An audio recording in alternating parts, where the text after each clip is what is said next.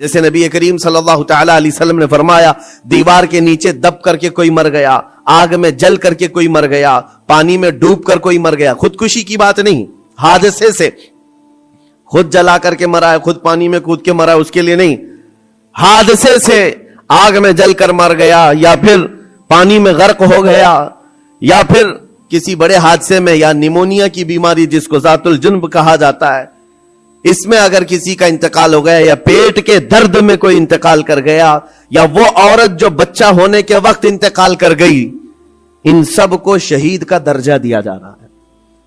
یہ شہید حکمی ہے، یعنی حقیقی شہید کا مقام ایک الگ ہے، لیکن ان کو حکمن شہید کہا جاتا ہے اسلامی اعتبار سے۔ لیکن جو حقیقی شہید ہے اس کے لیے میں اس لیے آج اس موضوع کو چھیڑ رہا ہوں کہ دیکھ دیکھ کر کے ہم تھک چکے، چھوٹے سے بچوں کے زخم ہماری نیند خراب کر دیتے ہیں، ان کی چیخیں ہمارے چین کو اڑا دیتی ہیں۔ کیا آپ کے سامنے روز مرہ ماؤں کے بچوں کو ہاتھ میں اٹھائے ہوئی تصویریں نہیں آتی؟ اخباروں کی زینت نہیں بنتی آج؟ وہ ان چھوٹے بچوں کو کبھی ملبے میں اپنے عزیزوں کو ڈھونڈتے ہوئے ہم دیکھتے ہیں، دل باہر نکل آتا ہے، کلیجہ منہ کو آتا ہے۔ جس کا گھر تباہ کر دیا گیا، توڑ پھوڑ کر دیا گیا ہے، وہ ننھی ننھی انگلیوں سے ملبہ ہٹا کر کے اپنے عزیزوں کی لاشیں ڈھونڈ رہے ہیں۔ میرے عزیزوں، یہ بڑے دل جگرے کی بات ہوتی ہے۔ 8 سال کی عمر میں، 6 سال کی عمر میں جن کے ماں باپ بھائی بہن سب چھین لیے گئے ہوں، اور اگر اس بچے کو زندہ رہنا ہے، ابھی زندہ رہنا ہے، تو اس کی آگے کی زندگی کا کیا ہے؟ اس کے پاس کوئی اسباب نہیں، لیکن پھر بھی وہ بچہ الحمدللہ کہتے ہوئے آگے بڑھتا ہے۔ یہ حالات دیکھ کر کے، اور پھر میرا جسم اس وقت رونگٹے کھڑے کر دیا، اور اس وقت ہمارے جسم میں کپ کپی طاری ہوئی جب ہم نے لاشوں کی انبار کو دیکھا، اور بڑے بڑے جوانوں کے نہیں، چھوٹے چھوٹے بچوں کی لاشیں لائن سے لگائی گئی ہیں، تقریباً 50 یا 60 بچے، اور مائیں اس میں اپنا بچہ ڈھونڈنے کے لیے چادر ہٹا ہٹا کر کے دیکھ رہی ہوں۔ ایسے لگتا ہے جیسے ہم اسکول بھیجتے ہیں اپنے بچوں کو، اور بھیڑ میں اپنے بچوں کو تلاش کر رہے ہوتے ہیں، اور وہ میتوں میں اپنے بچوں کو ڈھونڈ رہی ہیں، ہاتھ میں دستی یا رومال لیے ہوئے۔ جب اپنا بچہ مل جائے، ماں اس کے بچے کا خون صاف کرتی ہے چہرے سے۔ وہ درد اور کرب کیا ہوتا ہے ایک ماں سمجھ سکتی ہے، ایک باپ سمجھ سکتا ہے، جس کے گھر اولاد ہے وہ سمجھ سکتے ہیں۔ لیکن یہ درد جو بچوں کا دیکھا ہم نے، کسی کا ہاتھ کٹا، کسی کا پیٹ پھٹا، کسی کا سر پھٹا، لیکن ان تمام چیزوں کو دیکھ کر جب رونگٹے کھڑے ہوتے، پھر میں نے پڑھنا شروع کیا۔ اس بات پر آ کر کے پھر دل مطمئن ہوا۔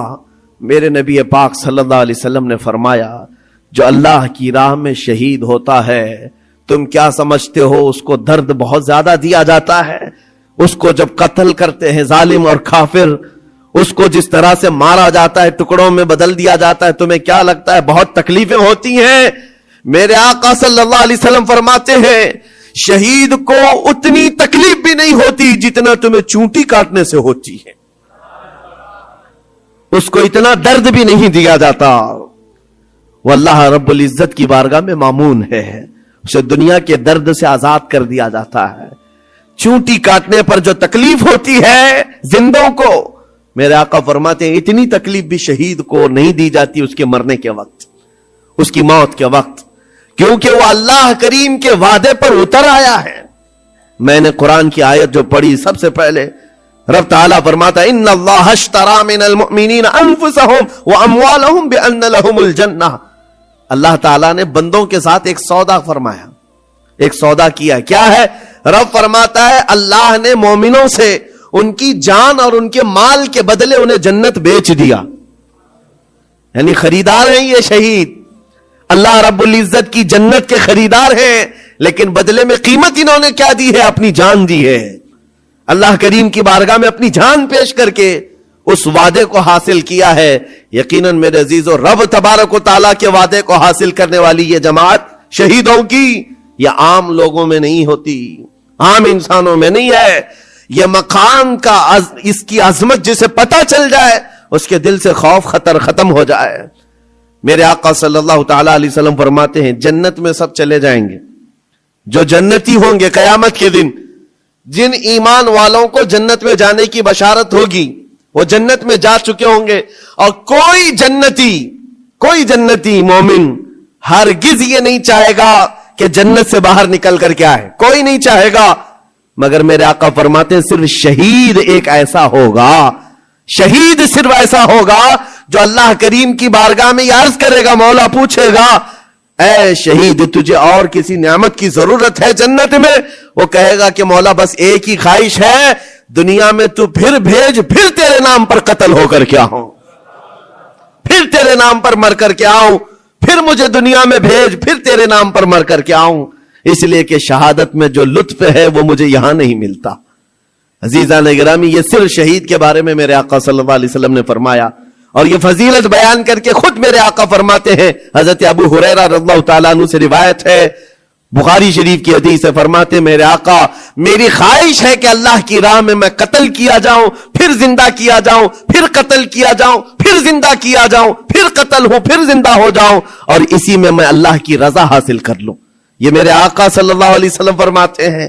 عزیزان گرامی وقار، جو شہید ہو چکے اللہ کی بارگاہ میں ہیں، وہ نعمتوں میں ہیں، وہ زندے ہیں، بلکہ ہم سب سے بہتر ہیں، ان کے مقام کو پوری دنیا والے ابھی مل کر نہیں پہنچ سکتے۔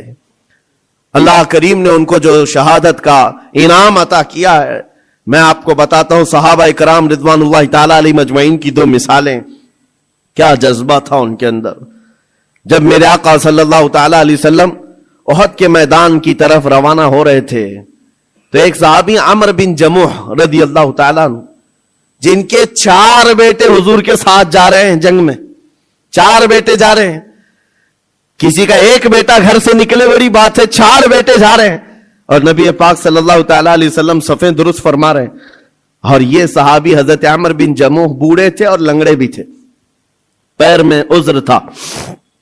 حضور پاک صلی اللہ تعالی علیہ وسلم کی بارگاہ میں آئے، کہا یا رسول اللہ میری خواہش ہے میں بھی آپ کے ساتھ حاضر ہو جاؤں، بچے مجھے جانے نہیں دینا چاہتے ہیں، 4 بیٹوں نے زبردستی باپ کو گھر میں بٹھایا تھا، اب آپ نہیں جائیں گے، ہم جائیں گے رسول اللہ کے ساتھ، اور باپ اس بات پر لڑائی کر رہے ہیں بیٹوں سے، نہیں میں بھی جاؤں گا۔ حضور پاک صلی اللہ تعالی علیہ وسلم کے پاس آ کر ایسے درد بھرے انداز میں انہوں نے کہا تھا، میرے آقا صلی اللہ علیہ وسلم نے انکار نہیں فرمایا، کہا کہ ٹھیک ہے آپ بھی چلیں۔ پہلے حضور نے فرمایا آپ کے تو 4 بیٹے شریک ہیں، آپ کے 4 بیٹے شریک ہیں، آپ گھر میں رہ جائیں۔ حضور پاک صلی اللہ علیہ وسلم نے جب یہ فرمایا تو وہ کیا کہنے لگے، آواز نکال کر رونے لگے، کہا تف ہے میرے بڑھاپے کو، میرے بڑھاپے نے مجھے نبی سے دور کر دیا، جوان ہوتا میرے بیٹوں کی طرح تو میں بھی جاتا۔ حضور پاک نے فرمایا نہیں آپ بھی جا سکتے ہیں۔ لنگڑا پیر تھا، حضور نے فرمایا کیسے چلو گے، دقت ہوگی، تکلیف ہوگی۔ وہ صحابی کہتے ہیں یا رسول اللہ صلی اللہ علیہ وسلم میں یہ چاہتا ہوں جس طرح لنگڑ لنگڑ کر کے میں یہاں چلتا ہوں ایسی لنگڑ لنگڑ کر کے جنت پہنچ جاؤں، کیا یہ ممکن ہے؟ حضور پاک نے ان کے جذبے کو دیکھا، فرمایا آپ چلیں۔ گھر آئے، اپنے اہل خانہ سے کہا جلدی جلدی تیاریاں کرو میں بھی جا رہا ہوں، خوشی کی انتہا نہیں۔ جب جانے کا وقت تھا دروازے پر ان کی اہلیہ آئی اور ان کو ایسے ہی تفریح کے طور پر کہا، دل لبھانے کے لیے کچھ باتیں کی جاتی ہیں۔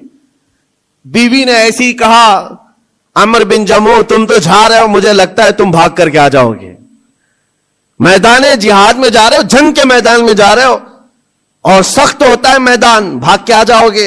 بیوی کا یہ صرف تانا سنا تو گرج کر کے کہنے لگے سنو خبردار، اور اللہ کی بارگاہ میں ہاتھ اٹھایا، اللہم ارزقنی شہادتا فی سبیلک ولا تردنی الی اہلی خائبا، یا اللہ اے اللہ تو اپنے راستے میں مجھے شہادت دے دے اور کبھی بھی زندگی میں مجھے میرے گھر واپس مت لوٹا، گھر واپس مت لوٹا۔ ہم تو گھر سے نکلتے ہوئے گھر واپس آنے کی سلامتی کی دعائیں کر کے نکلتے ہیں، اللہ صحیح سلامت لوٹا ہے، اور وہ جذبہ الگ ہے۔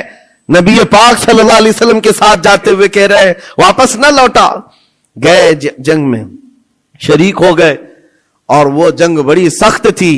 احد کی جنگ تو آپ کو میں نے کئی مرتبہ ذکر کیا ہے، بہت سخت امتحان تھا صحابہ کا، جہاں 70 صحابہ شہید ہوئے ہیں، اس میں حضرت عمرو بن جموح بھی شہید ہو گئے. یہ بوڑھے صحابی شہید ہو گئے. نبی پاک صلی اللہ تعالی علیہ وسلم نے پھر اس کے بعد شام کو جب لاشیں اٹھانے کی باری آئی، ان کی اہلیہ گھر سے آئیں اور میدان جنگ سے لاشیں جب اٹھائی جا رہی تھی، عمرو بن جموح کی لاش کو اٹھایا، گھوڑے پر رکھا، سواری پر اپنے گھر کی طرف لوٹیں. سواری نہ ادھر جاتی نہ ادھر جاتی، کہیں نہیں، بار بار گھوڑے کو چابک لگا کر دوڑایا جاتا ہے لیکن گھوڑا جاتا ہی نہیں ہے. وہ تنگ آ گئی، مجبور ہو گئی، کہا کیا ہے، لاش اتنی بھاری ہو گئی، وزن ہو گئی، کیا ہے یہ؟ نبی پاک صلی اللہ علیہ وسلم کی بارگاہ میں آ کر کے ان کی اہلیہ نے کہا آقا صاحب اپنی لاشیں لے جا رہے ہیں، میں بھی ان کی لاش اپنے گھر لے جا کر ان کو تھوڑی دیر کے لیے رکھنا چاہتی ہوں، لیکن سواری ہے کہ آتی نہیں آگے.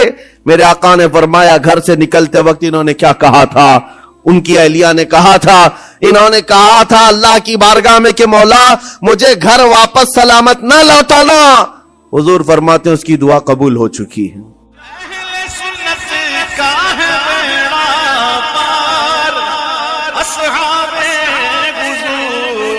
نجم ہے اور نہ